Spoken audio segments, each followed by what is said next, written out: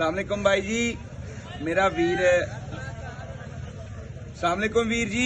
भाई हुणी अपने कोल फैसलाबाद तो आए आ ते आपां नूं एक कलाम सुणाउण आए आ। कहंदे पंजाबी दे विच मैं कलाम पढ़दा, थोड़ी सपोर्ट की जरूरत है। मैं क्या भाई मैं ताबेदार, मैं हाज़र। बिग लव आ, बिग रिस्पैक्ट आ पूरे फैसलाबाद की आवाम जिहड़ी मैनूं देखदी आ, सारियां वास्ते। ते फैसलाबादी बड़े वीर मेरे भरा मेरे नाल बड़े पढ़ते रहे कॉलेज दे विच, बड़ा प्यार है मेरा फैसलाबादियां ना। एक बारी वीरा कहो तो अगे 4 बारी वीरा कहते हैं। भाई उन्होंने अपना कलाम एक सुनाना वा, जरा गौर ना सुन के जरा बिस्मिल्लाह हाफिज़ जी। वखरे जग तो रुतबे अजमत वखरी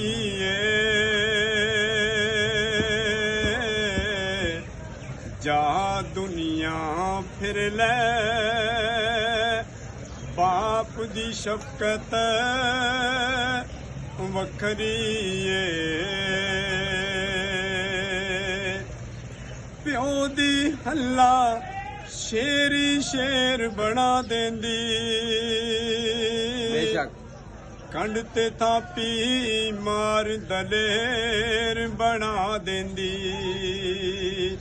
प्यो दी हल्ला शेरी शेर बना देंदी, क्या हुआ? कंड ते थापी मार दलेर बना देंदी। वखरे जग तो रुतबे अजमत वखरी जा दुनिया फिर ले बाप दी शफकत वखरी लोकां पाने सामा भाई लोकां पाने ए गालां प्यो दियां ने, पर एक ही कमले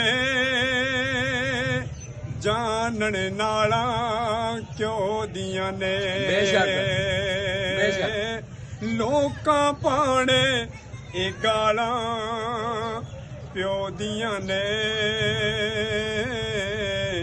पर एक ही कमले जानन नाला क्यों दियां ने।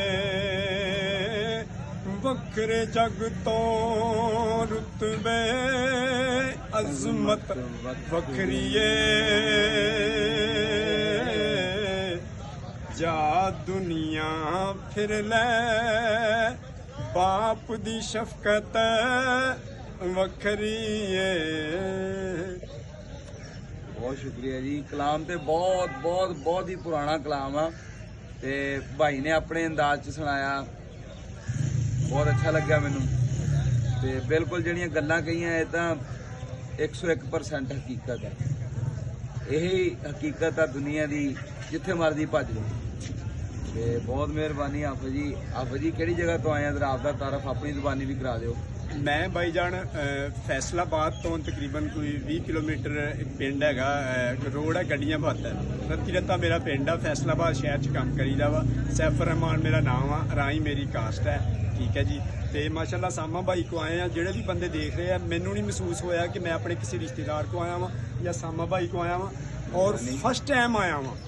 अल्लाह ने इन्नी इज्जत दी है, इन्नी मुहब्बत दी है, लेकिन फिर भी लोगों को इन्नी तरजीह देंगे। एक वड्डे बंदे का काम हुंदा। मेरी दुआ है कि अल्लाह ताला सदा इन्हों आबाद रखे, खुश रखे, अपनी रहमत रखे, और अल्लाह ताला जिहड़ी नेमत इन्हों अजे नहीं दी मालिक वो नेमत भी देवे ते अपनी